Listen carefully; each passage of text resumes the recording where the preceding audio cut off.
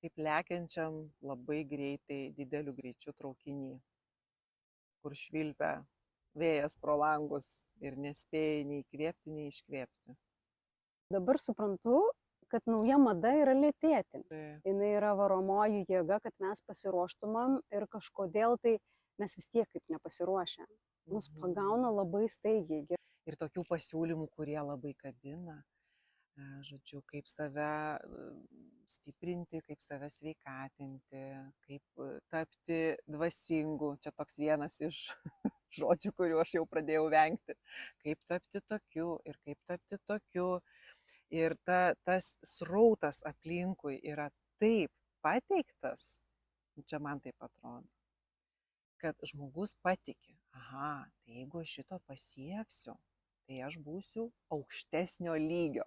Aš jau čia dabar šaržuoti pradėsiu. Mes į lygį varom, reiškia. Mes varom į lygį, ar ne?